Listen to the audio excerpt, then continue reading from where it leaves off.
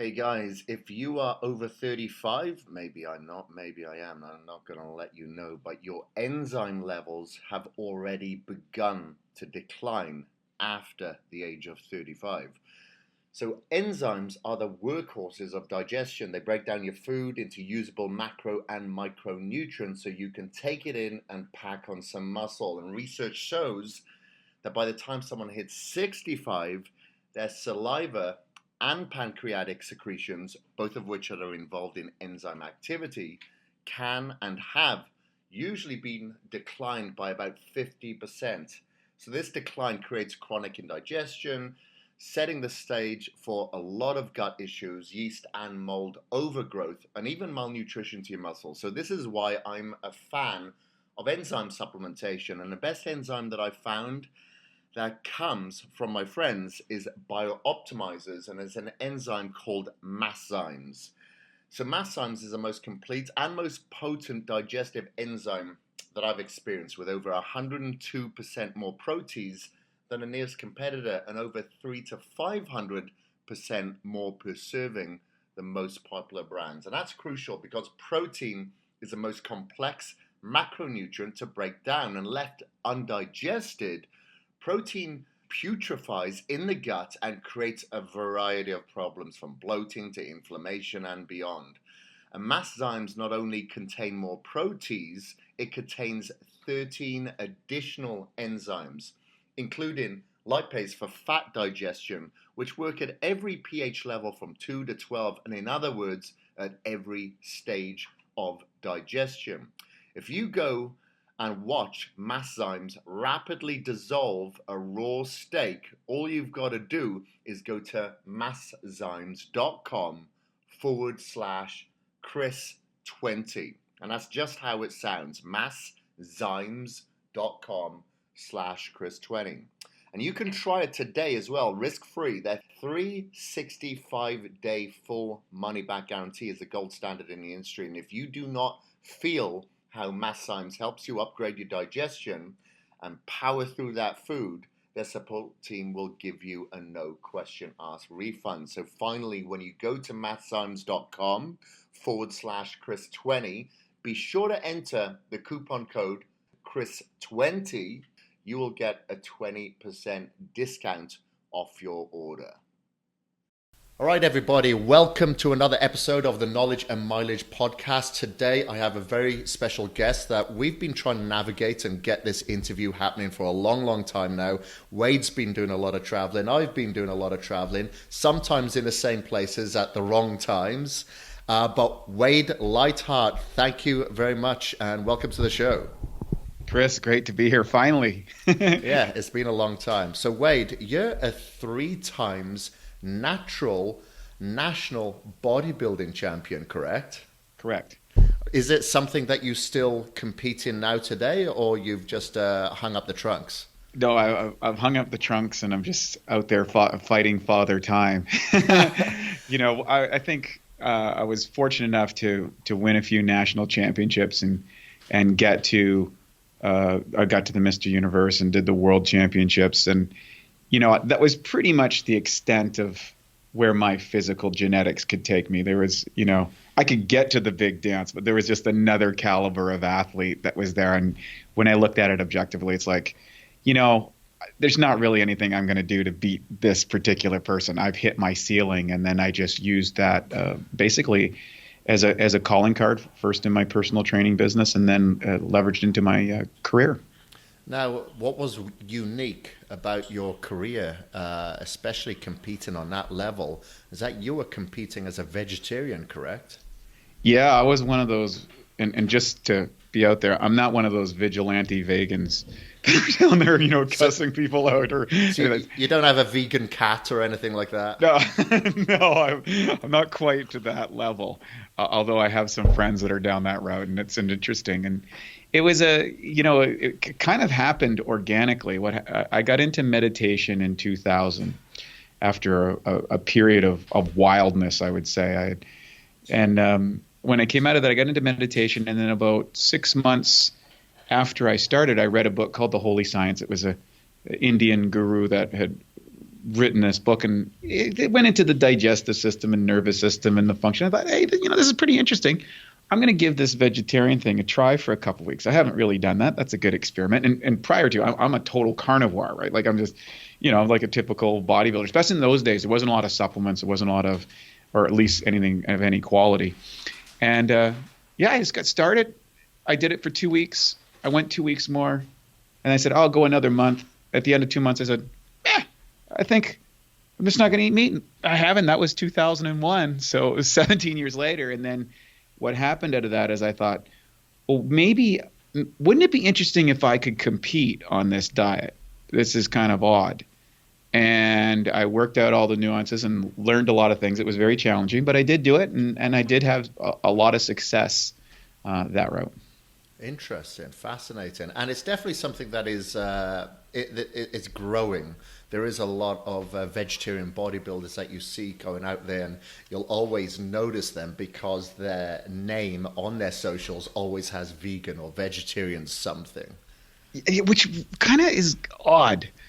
Like it's like if you're a bodybuilder, you don't say, "Hey, I'm carnivore Kris." I'm going to look that up right now, see if it's available. You know what I mean? It's like it's an odd distinction, and I think maybe 20 years ago it was very strange, but nowadays it's quite common, and it's a lot easier to do, so it's not that big of a deal. Sure. Okay. All right. Well, you are the author of several books now, including The Wealthy Backpacker and Staying Alive in a Toxic World, which we definitely live in, and we're trying to keep our heads afloat. And you are also the director of education at Bioptimizers as well. Mm-hmm. Now, how did you transition from being a bodybuilder, vegetarian bodybuilder, and getting into the world of optimization when it comes to your gut microbiome, enzymes being utilized to help break down the foods? Because, as we know, it's not all about what we eat, it's what we absorb. Well, I'm glad you asked that, because basically what happened in 2003 when I went to the Mr. Universe contest, I was literally in contest mode from January to November. And at that time it was very restricted what I could have or that sort of thing. You know what it's all like in the contest diet, and that's way too long to be on a diet. But the long and short of it is, after the Mr. Universe contest, I gained 42 pounds of fat and water in like 11 weeks. Wow. Okay. And I'm not on any steroids or anything like that. So I'm not having a post-contest like anabolic mess up. I'm just, something's really screwed up in my body. And I met a doctor. Actually, I met him before that, and then I talked to him after, just before the contest, and he had some interesting ideas. And I saw him after, and I said, Doc, what's going on here? Like, I've got the training down, I got the diet down, I got the great coaching, I've got everything that you're doing. I've been so disciplined. What's happened? How did I go from Mr. Universe to Mr. Marshmallow? And he said, Wade, you've learned to build the body from the outside in. You haven't learned to build the body from the inside out. And that was just kind of like And what I realized that I made two misconceptions. The first one was I associated fitness with health. So any professional athlete or high-level amateur athlete is extremely fit. They might have low body fat, they might have great cardio, they might have super strength or muscularity, whatever the definition that their sport is. So we live in a world where we celebrate fitness and equate that with health, which the reality is at the high performance level, a lot of people are actually sacrificing their health in order to perform in that level. And that's a misidentification that the public makes, and I think a lot of high-level athletes make. We just assume because we're generally mentally tough. The next stage was the other integration was I assumed that everything I was eating was getting absorbed and utilized by the cells of my body. And what I came to realize is that wasn't the case. And what had gone wrong is my microbiome was off. I had enzymatic deficiency from whether it was from my diet or whether it was from my genetics or whatever it happened to be, or just age or whatever. And the doctor, he said, listen, you need to get on enzymes, you need to get on probiotics, you need to optimize your digestive system, follow this program. And I went all in. I took really high dosages of enzymes and probiotics for about 6 months, completely got right back into condition again. But the difference was I felt amazing. I didn't have that bodybuilding starvation feeling. I didn't have that stuff. I didn't have any bloating. I didn't have any of these issues that came up in the past. And I was like, wow, this really works. And then for the next 4 years, I worked with about 15,000 bodybuilders around the world, where I had was an educator and sold them a program. I think my original program was called Freaky Big Naturally. And we got to test out all the different, types of people, genetics, dietary choices. And what we found is that virtually all of them felt better and got better results when they were using digestive enzymes and probiotics. And so we kept optimizing it. And I haven't stopped since. My business partner, Matt Gallant, he's also as they weren't called biohackers back then, but we were always just looking at how do we optimize our performance, our physique. It's just who we are. Interesting. Yeah. It's something that I always try to put across as well, knowing that the majority of the community that listen to the show or follow me online are into bodybuilding, some way, shape or form. Maybe not just as a competitive standpoint, but like you said, the fitness, the performance, the bodybuilding, the strength training is quite often confused with health being associated with it. And sometimes you have more insecurities and health issues with people in the fitness industry as the person maybe eating at McDonald's as we speak right now. So it's great that you obviously, come across this many, many years ago and really help with optimization now for people's health. So let me ask you this. So you have Masszymes, fantastic product that if anybody, to the people that are listening now, you can actually go on YouTube and see a video of this enzyme breaking down a piece of steak. It's unbelievable. Really great. But why don't our own natural enzymes within ourselves break down these foods that we're eating? Like, shouldn't we be able to optimize the breaking down of these proteins by ourselves? Yeah, great question. And there's a variety of factors. I think that's another issue I think we suffer from in the digital world, is people are looking for the one thing or the one factor. And it's really a combination of multiple factors. And if you go back and read the work of Dr. Edward Howe, who's kind of like the godfather of enzymatics, he wrote a couple books, Enzyme Nutrition, and he also wrote Enzymes for Health and Longevity. And I went through all the research and books, and this was back in the 30s and 40s. He started his work, and what he did, and I'm coming around this the long way, so just bear with me.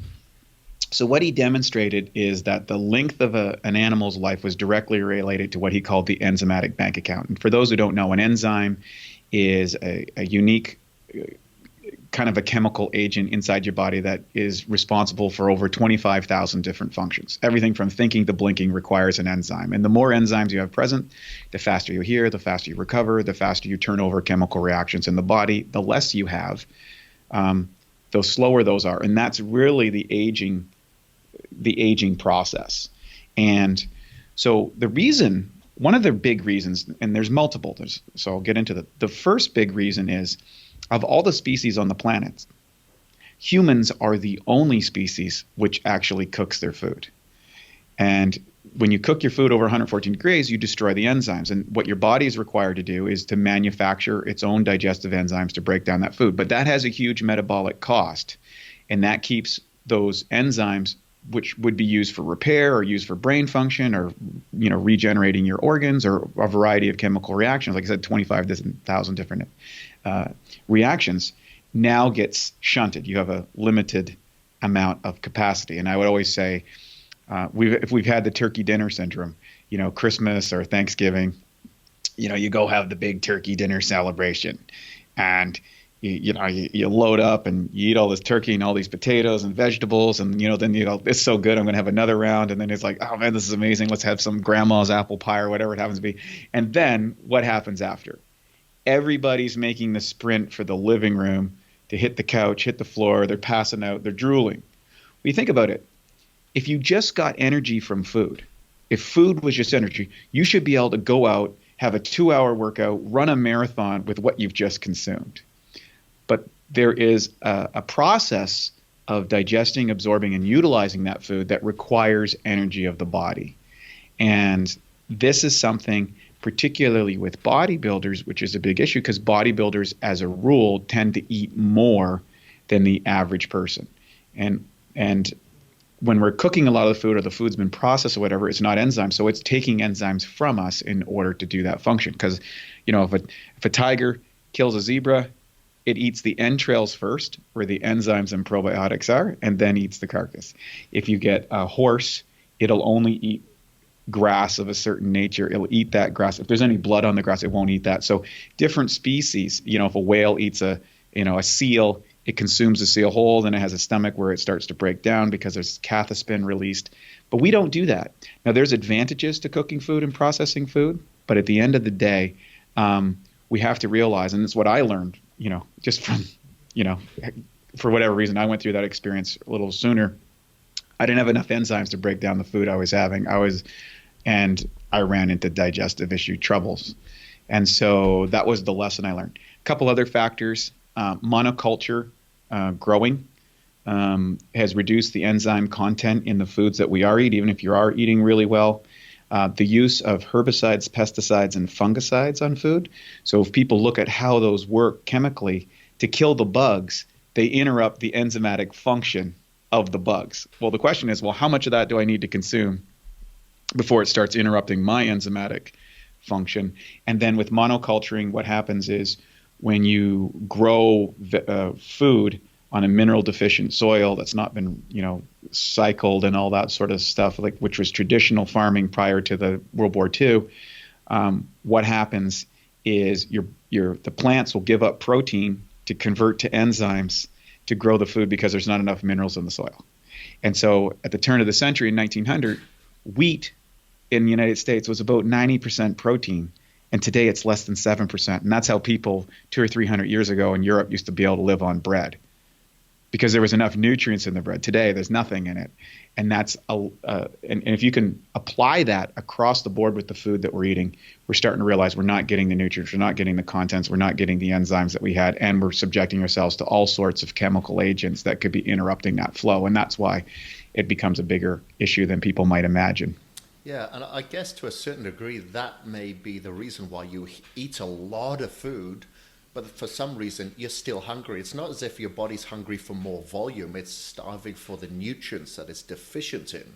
I can't remember, maybe it was in one of your interviews I heard you once say that if you were to eat an orange today, you'd probably have to eat like 4 or 5 of them in comparison to what like our grandparents ate for the same nutrient value, correct? Yeah, and some of them it's even more than that. I'll give you an example. I went to a Mennonite farm not that long ago in Canada. And so a Mennonite farm, they're actually using the same seeds that they've been using for 300 years. And it's not commercially or hybrid seeds or anything like that. Same seeds, same farm.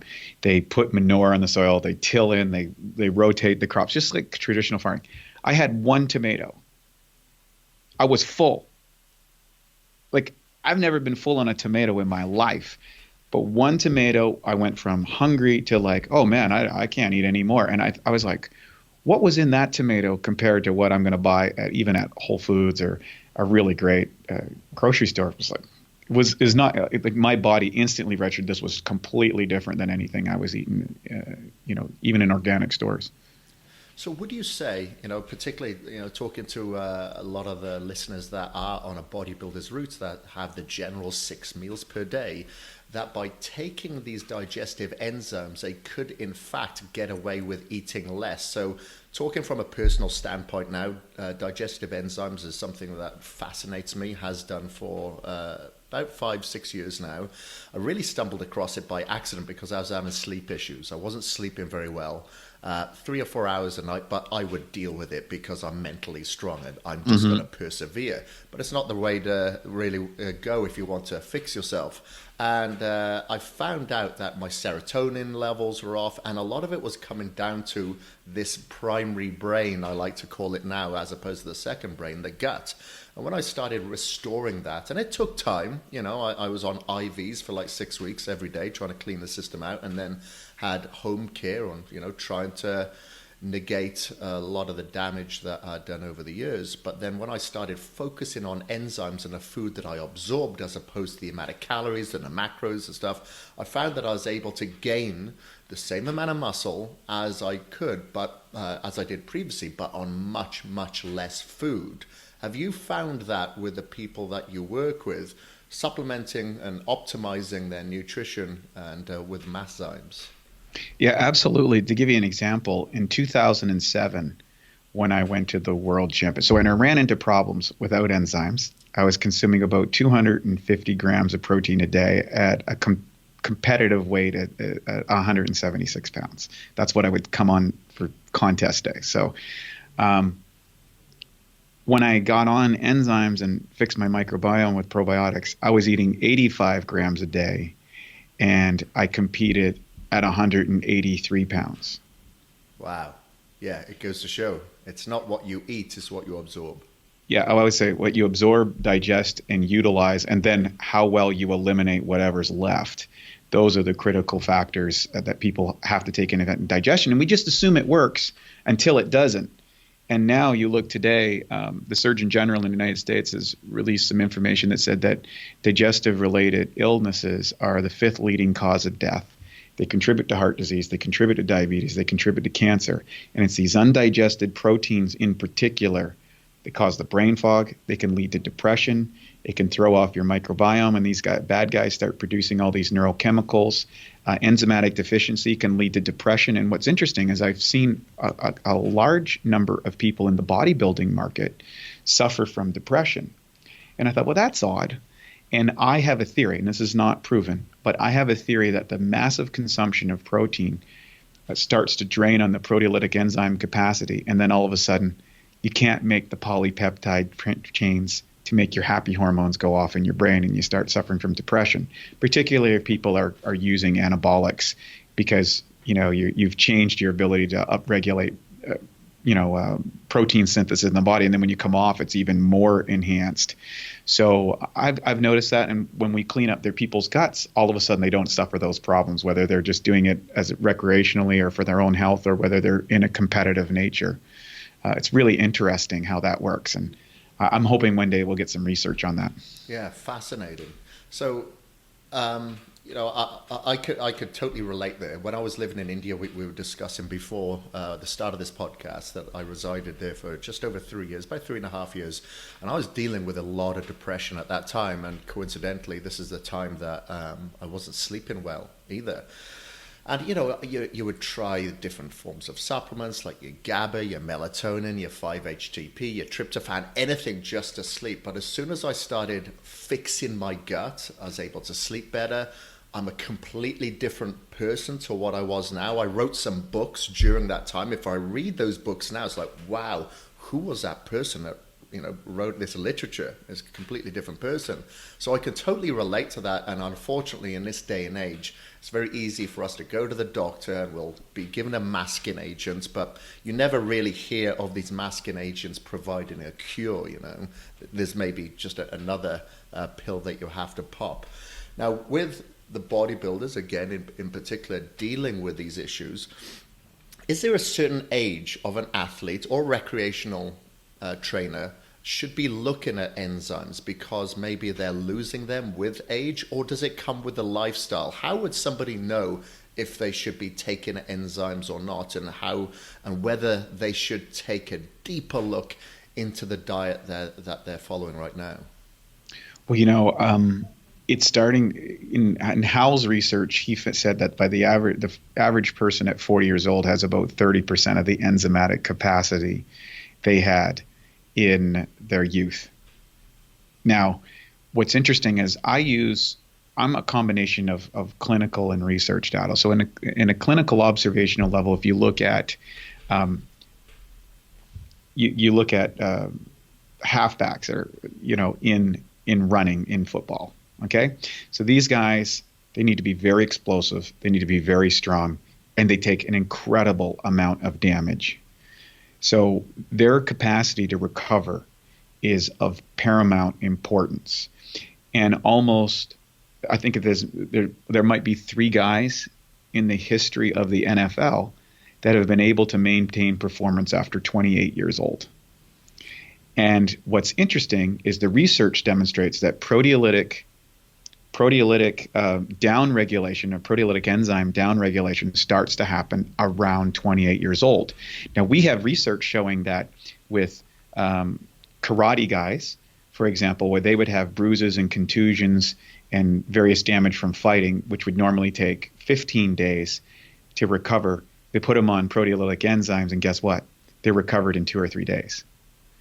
And that's, their diets aren't changing, but what they are is they're able to extract more of the nutrients, more of those essential proteins, essential fatty acids, and put those into their tissues where they need them so that they can come back and recover their bodies. And so that was a big eye opener for me, and we've applied it. And so I think there's a couple incidents where you can start to see signals. Number one, if you're bloating after your meals, if you're getting a lot of excessive gas, or if it's smelling really bad. You go to most bodybuilding gyms, I mean, the lockers are terrifying. You know, what's as I say, people are dropping bombs in there. And that's a general indication that you're having problems. If you're getting a lot of joint pain, that's another thing, because what's happening is you're getting inflammation, and usually that's higher acid levels inside the body. Protein being an acid that means you're probably carrying protein in the body. You can look at dark microscopy, which is looking at the blood cells under a dark microscope, and you can actually see the proteins coagulate inside the cells when they should be moving quickly. And what we find is if you put people on, get their diets cleaned up and their microbiome cleaned up, guess what? All those cells start to move clearly, the gas starts to go away, the joint pain goes away, training gets easier, they don't get any gas and bloating. And in the most extreme cases, 90 days is enough time to correct it. Most people start to see a difference within a few weeks to a month. Okay, all right. Now, would you be suggesting, obviously, I assume this is a very straightforward question, but not always for the listeners. When people are obviously supplementing with a routine or they're being active, should they always, and I know it's not always cost effective, be looking for humane raised, organic food, locally produced? What's your take on that? You know, I think everybody's got to do the best that they can under the circumstances. And I always look at, if I'm a meat eater first, I definitely want to be very cautious about the type of proteins that I'm taking to body. If you can get wild game, if you can get organic free range, that's even better. And it kind of goes down the list. The biggest thing I think where people start running into problems is the factory farmed, whether that's fish, whether that's the chickens or various other meat products. That's because they're going to be full of steroids, full of hormones, full of antibiotics, and particularly the antibiotics. Oftentimes they add dyes and all sorts of things into the food. And that can really, over a long term, start to play havoc on the system. The other thing for people who, when they're eating their vegetables and plants and things like that, I have a water ionizer that makes 11.5 pH water. It's a very, very extreme level pH. And I wash my fruits and my vegetables in that, even organics. And the beauty of that 11.5 is it will actually emulsify oil. So you can transform water through ionization to make it extremely viscous, and it will actually break down oil. Now, oil-based pesticides, herbicides, and fungicides are on our food, and guess what? They're resistant to water. So washing your fruits and vegetables doesn't fix it. You need to have a special agent, and by doing that, you won't believe the goop that comes off your food. Because in the United States, for example, the USDA allows 50 different chemicals to still be on an organic food. Wow, that's a lot. It's a lot more than people think. And then on top of that, it might have got thrown in a truck with some regular inorganics. They might have spray bombed it when they went across the border or whatever. You don't know. And the reality is as you get further and further down this game, you start to be more meticulous about the kind of foods that we get, because we're just not getting the food that we our grandparents got. And I think it's a big issue, and I think it's going to become a bigger issue over time. Yeah, of course, especially when you look at these health food chains. I'm not going to name any names, but we got one here in Boise, and you look at a lot of the organic produce there. It's come from a different country or across the state or different area entirely, and it's like, how has this remained fresh? It's still fresh for several weeks after. You have to question that. And what I always tell my listeners is, as much as possible, try to go to your farmer's market. I'm looking out here right now in my garden. I've got my chickens running around here because I try to go as humane raised and locally produced as I possibly can. Although I don't know what the eggs are going to taste like tomorrow, because I can just see one of the chickens eaten out of the dog bowl there. So we will see what that comes out like. At least it's organic kibble. That's And right. our own fruits and herbs and vegetables and stuff like that we have in the garden. Because I tell you what, the bloatedness that you mentioned before, that was something that I was having all the time. And I hope my father's not listening to this, because my father's got himself a bit of a bloated stomach, and my grandfather did. And I honestly thought it was genetic, and I was starting to lose my mind. I started doing a lot of transverse abdominis exercises just to strengthen Yeah. that wall, thinking, wow, is this going to be me? But as soon as I started looking at these foods and eradicating a lot of the gluten in my diet, and predominantly dairy free for the most part, I'd have my kefir from goat's kefir, for instance. That bloatedness went completely, and when that bloatedness went down, my energy levels and my focus, that I'm able to retain a conversation with you without going all the time as I did previously, is now on point. So it's amazing, not only from a physical standpoint, because that inflammation that you mentioned in the joints, that's kind of gone now, which was really hurting my training, because training, as you know, is very therapeutic for us, as opposed to being vanaterial. It's more therapeutic. So that is going to segue onto another protein here now, gluten. So did you have personally any problems with gluten yourself, and that's why you have kind of looked in towards the gluten-free aspect of dieting? Well, like most people, I didn't really notice it was just kind of a common thing because I grew up in a heavy gluten environment. My mom makes bread so good that almost nobody can resist eating it. And it was kind of part of the culture. You had bread at every meal, or you did this or whatever. And I eliminated that when I got into the bodybuilding world. But I would notice that I wouldn't feel right if I had, if I was out and had a desserts, or I was on a spike day for a calorie spike or whatever. I noticed I would feel different, and then I started, well, what's the cause of that? Like we just kind of assume about things, but we look into it. And then the other thing is I had a number of family members who had some bit major issues with gluten. And so I was like, oh, that's interesting. And then I started seeing all this gluten-free stuff. And I'm always a person that says, well, avoidance isn't always the way. Is how do we optimize? How do we live the life that we want and look at it? And so I started researching it, and I realized that what's interesting about gluten, it's an A1 inflammatory protein, just like they have in certain types of milk. People think they're lactose intolerant. Oftentimes, it's the A1 inflammatory proteins. But basically, in gluten, it's like a protein covering that you'd have on a baseball. And your body can't break that down. And so it has a hard time getting to the thread, which is the aminos that you would want to use for your body. And so some people think it's the carbs that's the problem. It's not, obviously, sometimes it's not really the carbs. It's your inability to break down the protein in gluten. And everybody, if you would use an arbitrary scale, is somewhere between a 1 and a 10 in their ability to break down gluten. And that, like other enzymatic issues, just continues to get worse over time, particularly by how much of that product that you subject your life to. And gluten is everywhere. You go into a restaurant, you might not even order that food, but it's in the air, it's in particles, it's hidden in a lot of things. I mean, it's in mustard sometimes, it's in soya sauce. I mean, it's in all these things, wines, sometimes wine. It's like things that you'd never imagine are gluten. And if you're on the more sensitive side of this, you go out and have dinner at a restaurant, you wake up the next day and you feel like crap, and you go, oh, must have been the wine, must be the alcohol. No, it wasn't the alcohol. It was the gluten that was in it, right? And that's what's causing problems for people. And of course, on that extreme level is celiac. So I went out and started researching. I said, well, there must be an enzymatic issue, as it usually is. And it turns out it is.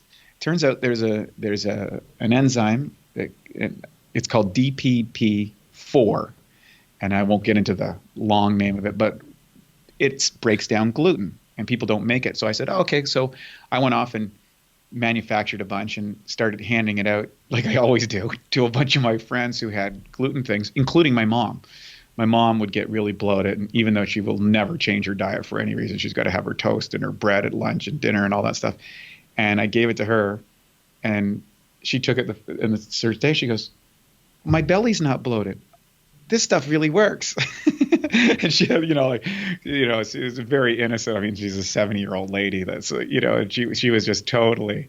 And as I gave it to other people who I knew had various levels of gluten intolerance, they were like, man, this just changed my life. I could go out to a social occasion and just take a few capsules beforehand and not have to worry or have those feelings. Because some people, it's just like razors in their stomach on the extreme levels.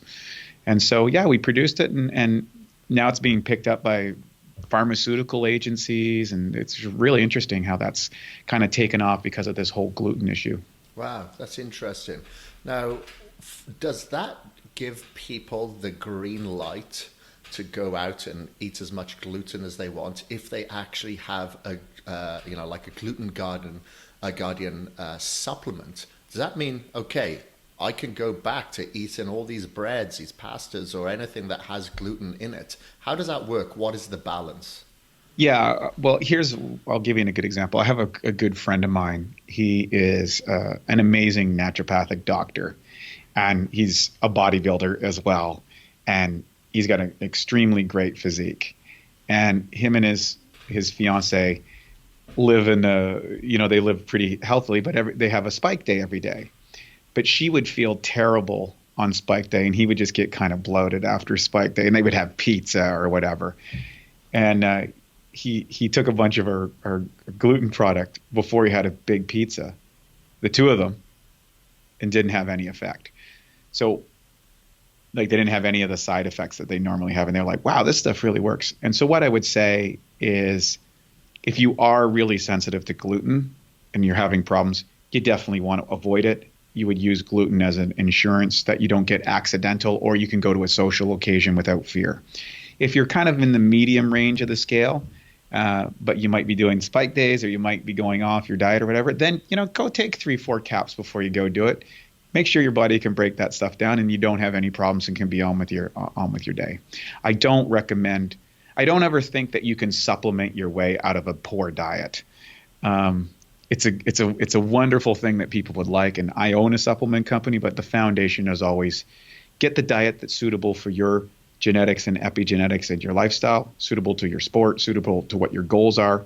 Have the proper guidance with real professionals to help you assess that, because the worst thing that happens is, people decide, hey, I want to get on the keto diet, but that diet might not be right for that person. It might be perfect for one person. Like my business partner is a keto guy.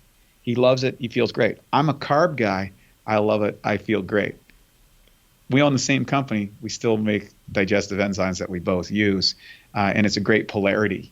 And that's what works for him. And this is what works for me. And I think people need to get specific.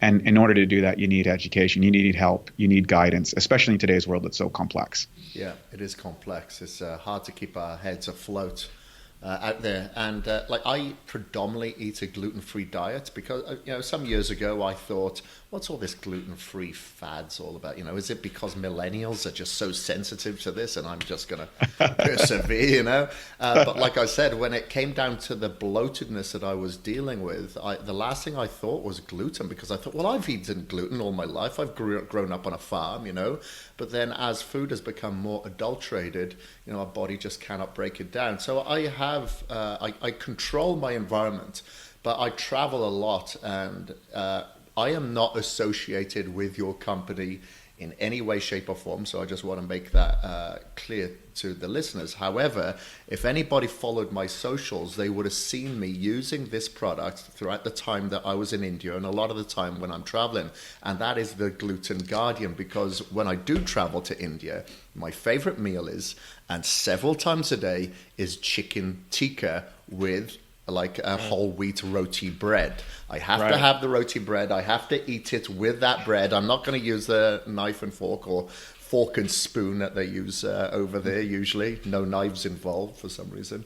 So I would always be having that for myself and my business partner, Jag. I was like, okay, here we go. We're going in again. And I tell you what, I felt so much better in doing so.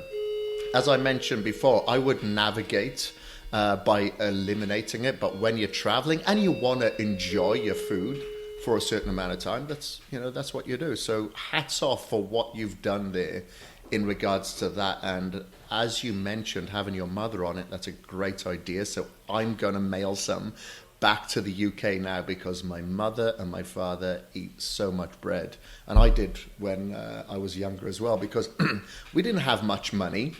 Grown up on a farm, so you'd have like one piece of thin meat, whether that be bacon or whatever, or an egg, and just lots of bread. Just fill up on bread, so you don't have to eat again. Fill up on bread, right? Yeah, that was I grew up in the same environment. Hey, you're hungry? Have some more bread. Yeah, it's like, here's a whole loaf of bread to go with your breakfast, which is small in comparison. Now, one thing I wanted to talk about as well is I love it because there are a lot of similarities between, I've got a supplement brand as well. So in my post-workout protein, we try to stay away from the artificial flavors and colors and all that sort of stuff. But I have an enzyme in that. And this is a whey protein isolate. But I thought, how can we hydrolyze this protein without hydrolyzing it with, the usual heat and chemicals? So we actually put a pro-hydrolyze enzyme in there. And we have betaine, a patented form of betaine in there as well. And I've noticed that you've utilized, obviously, with the enzymes, but your HCl product as well. Now, can you talk to me a little bit about HCl and its role in the body for our listeners? Yeah, so it's for those who don't know, it's hydrochloric acid. And so in your digestive system, there's a couple of key phases. There's the first, chewing your food, and that's the first stage. The food travels down the esophagus, and it goes into the upper cardiac portion of the stomach. And there's a little sphincter on the top of it called the lower esophageal sphincter that closes when enough hydrochloric acid comes in. Now, the first 30 to 60 minutes, the enzymes present in your food is supposed to break that down. And then after that 30 to 60 minutes, the food drops into the lower part of the stomach, and hydrochloric acid comes in, HCl. So hydrochloric acid has a couple of functions. Number one, it disinfects. It kills viruses, it kills bugs, it kills parasites. The second thing it does is it starts to change the pH. It's very, very acidic. And that change of the pH will activate some enzymes and deactivate other enzymes. And key amino acids are then broken down at those various pH levels. And at the end of that cycle, your body will release what's called bicarbonate buffers, minerals, to bring that acidic environment or that acidic food into a more neutral state before it goes into the intestinal tract, and that's what you'll get. If you don't have that, you'll get ulcers and that sort of stuff. And then the final stage is the bacteria will go break down the final stage. So enzymes cut the grass, and probiotics mulch the grass, if you will, in that final stage of digestion and take the amino acids. But certain of those amino acids need to be cleaved at various pH levels in that first stage. And if they don't do it, they're going to be undigested in your system. And hydrochloric acid is very key to that. Your immune system function, it donates chloride ions into from an electric level. If you look at, I always look at the body at electricity. But what happens is you see all these people with acid reflux. People go, oh, I'm making too much acid. You go to the doctor, he gives you a proton pump, he gives you an antacid, or you get an over-the-counter antacid, Rolaids, Tums, whatever. I don't know if I was supposed to say those names, but anyways, but you get the idea. And here's the ridiculousness of it. That sphincter at the top, what triggers it to close is when you produce enough hydrochloric acid. And if you don't produce enough, guess what? It stays open. And then some of the acid that is present will splash up into the esophagus and cause a burning sensation that's experienced as heartburn, or acid reflux. And the secret to it is not to reduce the amount of hydrochloric acid, is to build up the hydrochloric acid levels inside the body. The average, this is like enzymes. This is something that we just produce less and less. And how I got into this is I'm the digestive guy. And of course, anytime that you think you know something, you're always in trouble. And I remember I had come back from a trip to Bali, and my naturopathic doctor, who I see regularly, she says to me, you got a hitchhiker. And what she meant by that is I had got a parasite. I was like, geez, I don't never get a parasite. And she goes, well, one of the ways that you can eliminate parasites is to take super high levels of hydrochloric acid. And I'm like, really? I think my digestion's good. I don't have acid reflux. I don't have any problems. She goes, yeah, well, why don't you try it? So I literally did her methodology, which was taking 20 caps of hydrochloric acid, just extreme levels. And I ridded myself of this parasite in short order. Parasites are you want to get rid of those things. And a lot of people have them. But what was interesting when I went off it, I noticed I felt even better when I had this hydrochloric acid. So I started to look at the functions. I started to look at, well, I'm in my 40s now. Maybe I'm not producing as much hydrochloric acid as I thought. So again, I went off and said, well, I'm going to go off and make the best one I can. And you know how that is. Why you go start a supplement company is because you're not happy with what's available and out there. So you want to make something for yourself, and then all of a sudden other people do it. And so that's what I did. I did that, and we balanced it with a series of enzymes, and we also put some alkaline minerals in the end. So when you come out, you have the minerals available, because a lot of people are mineral deficient. So you don't have any challenges. And people who have acid reflux or smell, another good tell, if you have a lot of gas, generally you're not producing enough hydrochloric acid because you're getting undigested proteins into that intestinal tract. The bacteria are producing gas inside the system as they digest protein, indole, skatol, ammonia, all these negative chemicals.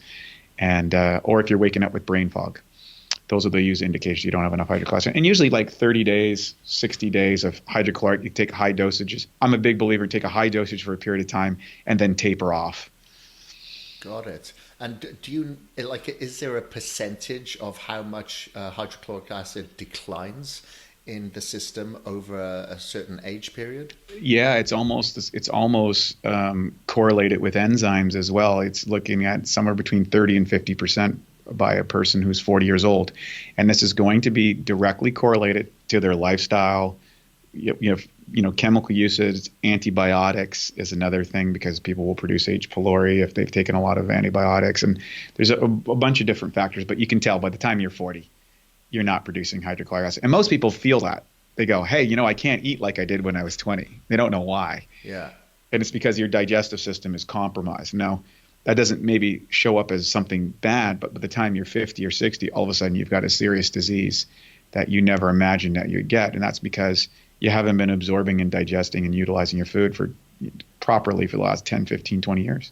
Yeah, so with that, would you suggest, as people get a little bit older, like into their 40s and further, that they should reduce the amount of heavy digesting proteins, such as your red meats, and try to go to more of your fresh fishes, eggs, etc.? Yeah, I think it's a good strategy over time. I mean, Arnold Schwarzenegger just came out and he said, he's in his 70s now, and he's like, yeah, he's almost eliminated all the red meat out of his diet. He's, choosing a much more leaner diet, and he's had a few health issues over the years, and very conscientiously making that adjustment in his own life as he gets older. And I think that's a big important thing to recognize, that, as we go through this interesting human condition, we do age and things do start to break down and not work as well as they used to. And the bottom line is how can we optimize that and make sure that our diets and our supplementation program reflect where we are in that stage. There's not a whole lot of people going out at 50 years old trying to win the Mr. Olympia. Yeah, that's true. Although we just had a 43-year-old win it, Sean Roden, just last month. So there's hope yet. So let's hope that he gets another one and a couple more. Yes. So where do probiotics fit into this then? I've always tried to follow a higher level of probiotics within my diet. I'll have the goat's kefir, my sauerkraut, my kimchi, and I try to control everything that I can. I always think I don't care so much about what I eat as I do what I ate as well, because I do have, I have a carnivore diet. Yep. But I do everything that I can to ensure that this primary brain, being my gut, is prioritized the whole time. So I'm always looking at different ways to improve my gut microbiome. What are your suggestions for people that are active, that maybe on a keto diet or 6 meals a day diet, a general active lifestyle diet? What would you suggest people do to improve the gut microbiome? Because we have more microbiome and bacteria than we do have DNA, so we are more bacteria than humans, so it goes without a doubt that we should be prioritizing it. Yeah, this is an incredibly fascinating subject, and I think we're just as a species, we're just really starting to scratch the surface of how reliant we are on this good bacteria or the microbiome, and why that's important, and how that influences everything from our moods to our health to our digestive capacity. What I can say is this: there's a lot of tests that are coming out right now. The Viome test. I was met with Naveen James just a little over a year ago at the Bulletproof conference, and he was talking about that about 85% of the probiotics out there are absolutely not colonizing. So there's two different types of probiotics. There's colonizers and there's transient strain. So a colonizer is a strain that gets inside your digestive system, lives there, cultures, and grows. I think in order to get those ones consistently, I think you're right on the right track. Get the right misos and sauerkraut, because in order for a probiotic to colonize inside your system, number one, it needs to be balanced with whatever probiotics it's taking with. They need to be in the right ratios. They need prebiotics and they need postbiotics. And if the scientist putting that together hasn't worked out all the parameters of that, the chances of that working out for you are almost zero. And that's what the science is proving. People are taking all these probiotics and they're not colonizing. We understood that literally 15 years ago. I learned that. And what we cultivated is we took a regular strain of probiotics and we put it through a training cycle, like a Navy SEAL training program. Basically, you subject it to all these different conditions and you get a super probiotic. And just like you get super bad bacteria in the hospitals because they've been subjected to antibiotics and all of a sudden they become resistant, you can create probiotic strains that have advanced capabilities over a regular strain. So we did that, and you want a strain that we did, a transient strain that would go in, it breaks down protein. That's unusual for bacteria. Most bacteria are sugar-based, and it just starts eating up viruses and all kinds of really weird stuff. So what I would suggest to people is, number one, do exactly what you're doing. Eat some fermented foods that are generally associated with the diet that you're picking. So in Asia, they use a lot of like misos and kombuchas and these type of things, and that kind of diet it works really well on.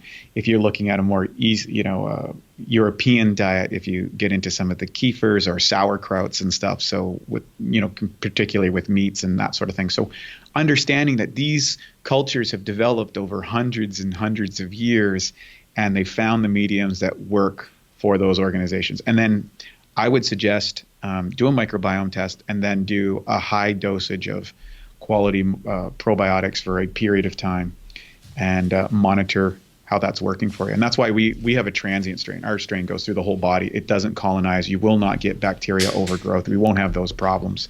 And it'll clean up a lot of the mess that people have and then allow your body to culture its own microbiome properly by choosing the diet that suits your body type. Okay, so if somebody was interested in having their microbiome tested, you'd suggest something like Naveen Jain's company? Yeah, that's a great start. You can also go to your medical doctor, and they can do a very advanced testing. So if you have good medical coverage and that sort of stuff, it's they can go take care of that. And if that's a problem for you or a challenge for you, Naveen Jain's program is, I think, a couple $100. And you can get a good analysis on that, which is now in the realm of affordability for people who performance is everything. Okay, I'll put the links to that and to these products in the show notes. Now, you are also the advisor to the All-American Cancer Research Institute as well. Now, what have you found there? I know that we could go down a deep rabbit hole here, but Sure. Have you found like a correlation between people's diets and the increase in cancer diagnosis, dependent on what cancer that is. I know that there's a lot of variables, like probably the acid on a lot of the things that are surrounding me, and the paints and the makeups and all that sort of stuff, and obviously we have the EMF rays, and so many other things that I could talk about in this. Like, I know there's a lot of variables, but what about a direct correlation, whether it comes from, artificial stuff or sugars or anything like that, and cancer? Has there been any correlation that you've found, or an increase in meal frequency? Well, first and foremost, I want to say I'm not a doctor or medical thing. I got to get that out of the way, and no one should take this as medical advice or cancer advice or anything like that. But what I have noticed is a couple things. One of the big common things that I've seen is exposure to pesticides. A lot of different cancers are definitely associated with that. And some people who eat a very healthy plant-based diet are actually consuming a lot of pesticides in their diet that they're not aware of, thus the washing of the plants. And I see the stuff coming off, and I'm going, well, how much does it take to kill me? That's an issue. I think there's genetic factors as well. I do believe that dyes and preservatives, these agents that don't break down and digest inside the system, usually run into problems down the road. And a lot of these artificially created chemical agents that are loaded in our foods, I believe are contributors to, obviously outside of smoking and things like that. But I think those are big factors that people don't think of. And it's one of those things that it's not noticeable at first. It just builds up over time. And if you have the pre-existing, genetics and epigenetics that cause cancer, well, then guess what? You create the right environment, and that's the natural expression. I always say that health and disease are the natural result of what you're doing in your lifestyle. And so as a nutritionist and as a performance guy, I'm like, you want to eat the cleanest diet possible. Probably want to not eat, your red meat too much, maybe once or twice. It seems to be beef and pork seem to be the ones that are closest to the human system. So if you're not getting really super clean beef and pork, and it's probably not even the beef and pork's the issue. It's what's associated, what could be in that pork, what could be in that component. And again, it comes down to enzymes. There was a guy by the name of Dr. Gonzalez. He's a medical doctor. I think he treated over 12,000 or 13,000 patients using high dosages of enzymes in order to help them overcome their tumor growth. It's well documented, well researched. And people were coming back from serious, hopeless cases of cancer. I'm not saying that's the only factor, but the bottom line is there seems to be a correlation with your body's capacity to heal in your enzymatic levels inside the body. So if you have a diet that's reducing enzymes versus a diet that has a lot, I think that's the major difference. And of course, from a longevity study, we could talk about longevity. The one consistent thing that we've seen in people who live a long time is they eat less. So they're fasting. Correct. Or they just eat less overall, which is totally, being a bodybuilder, especially in my early years. I mean, I remember waking myself up at 3:00 in the morning in university residence and making protein shakes to the chagrin of my roommate, because I was going to get big no matter what. And looking back now, a lot of that effort probably led me into digestive distress at a very young age. And so the opportunity was I found a way to correct that. And by sharing that information with other people, I've seen similar results with other people. And I think it's just a natural thing that happens over time. Medical doctors, I got a lot of medical doctors or friends, they all joke around, well, which cancer are you going to get? It's something that's pretty inherent with us if you live around here long enough.